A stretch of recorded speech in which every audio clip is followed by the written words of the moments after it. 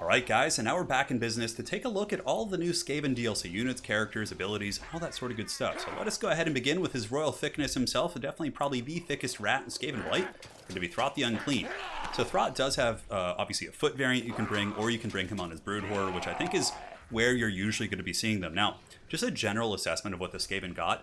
One of the big weaknesses of Skaven in general was the fact that they didn't have like mobility, right? They had problems contesting the open field. Your opponents oftentimes would get the initiative on you and you had to play more of a reactionary playstyle, but Throt the Unclean says no longer. Clan Molder is here for gifts, and I think Skaven are going to be terrifying in multiplayer now.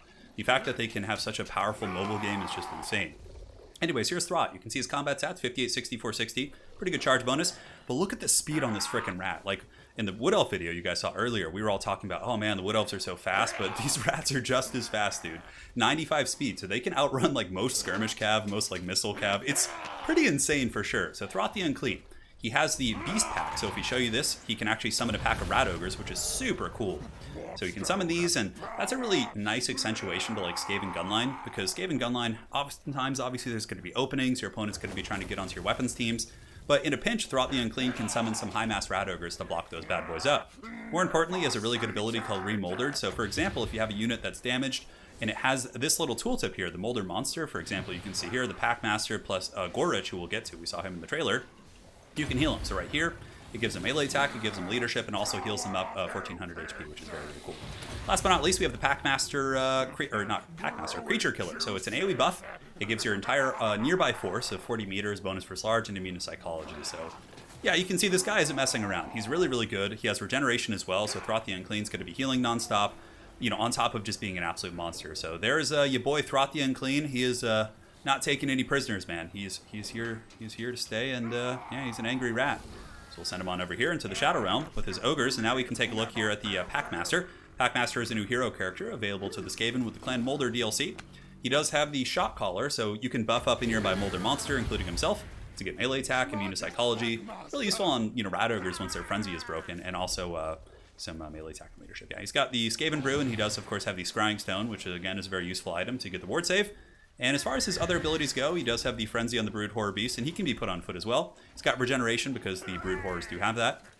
Immune to psychology, causes terror, all that sort of good stuff. And yes, he is running with the pack, which I believe, let me go ahead and find that one again. Yes, running with the pack. This one's really good. It's not like an insane heal, but all Molder monsters near him, so if you want to play like a Molder mash build, as I like to call it, and just get a big bunch of haggard monsters, he can be giving constant regeneration. So that'll make him a staple in those type of builds for sure. So there is the Packmaster, man. He's got some buffs for his monsters. He heals them. He's got the Shot Collar, pretty durable in combat. You can see his stats really aren't bad. Now here's Big Chungus himself, Ghoritch. I think he's very overpriced in multiplayer, but in campaign he's going to be the destroyer of worlds. So Ghoritch is scary. 68, 30, 500 plus 76. Like, Ghoritch is a hero character, so he doesn't take up a Lord slot. And he is, you know, can duel pretty much anyone. He's just hits like an absolute truck, has great AP values, 5,000 plus HP. Got Sword of Anti-Heroes and Crown of Command, which is moderately useful. And more importantly, is Warp Frenzy. So if we pop this, he goes up to 92 and 673. He is just going to go absolutely crunk. But this is another cool ability he has called Evisceration. So we pop this, he gets his claw, he digs it in the ground and does like a big crazy spin, and it does pretty solid AoE damage. In a little bit of testing, I actually sent him into a gatehouse and did the AoE, and he was able to like kill the whole defending garrison like at the gates, which is pretty good. So there's Ghoritch, man. He's got a couple other abilities called the Blood Shield, so he gives magic resist to nearby allies, and he also has, I don't know if he regenerates, I don't believe he does, but he is a Molder monster, causes terror. Very, very scary stuff indeed. So those are the heroes, lords, and characters for this Skaven here in this DLC. And now, guys, we'll see you with the units in just a second. So here's the first of the new units. It is the Mutant Rat Ogre, so it's like mini Ghoritch, and honestly, this guy's pretty good. He has magic damage, pretty decent armor-piercing value, 70 speed. And yeah, he's just like a Skaven single-entity monster. He's got good AP values. He's not designed necessarily against infantry or monsters, but he can perform pretty well in both categories. One thing you got to watch out for, these beasts, of course, do look very juicy in the combat stats and charge bonus department, but they're all very lightly armored. So if you're facing off against like Empire Huntsmen, things like that, they can really make you pay the troll toll. So there is the Mutant Rat Ogre. And next up, we have, I think, the one I prefer of these two monsters, which is the Brood Horror. So this guy is rocking 95 speed.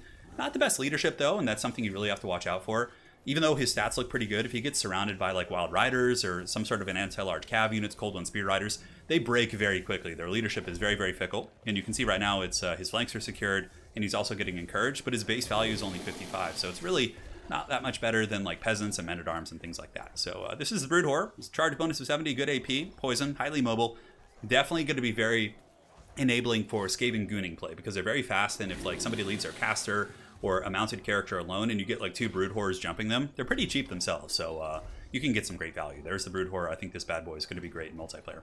Now here we do have the wolf rats. Wolf rats are the new unit here, the new hound unit for Skaven. There are 2 variants. So there's a standard wolf rats, which do magic damage and armor piercing, and then there is the wolf rats, which do poison damage. Now obviously depending on the matchup you can bring either one, but I think these guys are probably the MVPs for the Skaven in this DLC. A fast, cheap skirmish unit, costs 400 gold for either variant. Super useful, being able to trap things, lock them down. Skaven have often been abused by cycle charging and mobile cav units and missiles and, things like that. So having something to really, pressure into those units is really going to open up a massive amount of play for the Skaven. And I think the old world is certainly going to be trembling as these wolf rats do come into play.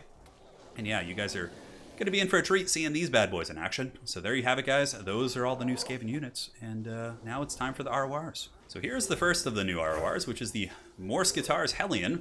This Mutant Rat Ogre is pretty cool. He's got the It Could Zap Zap cannon function. So for example, if you have him beating down someone like Malekith or a caster lord or a caster in general or anyone with an ability, even Zotes, right?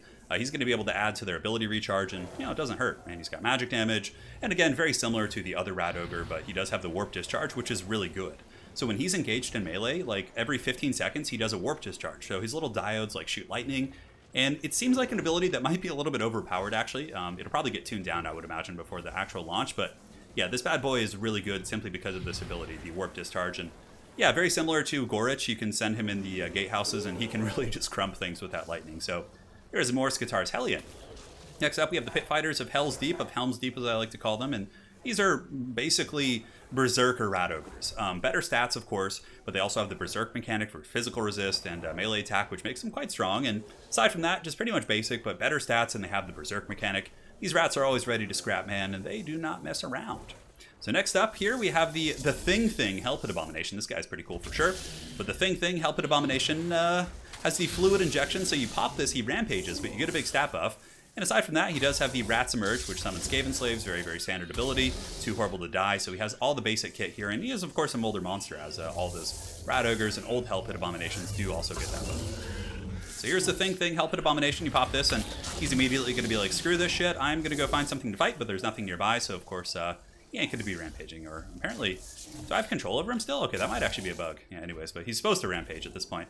Although I think rampaging only takes into effect if he's like damaged to a certain point. Yeah, anyways, there is the Thing Hell Pit Abomination. That is the entire new Skaven roster. Now, just in my general assessments, if I just wanted to give him like kind of a value scale, I think Throt is going to be very good.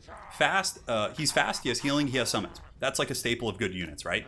So Throt would probably be up there being pretty solid. The Packmaster is like kind of like if Throt is an A, Packmaster is like a B. More situational because Throt does many of the things he does, just better.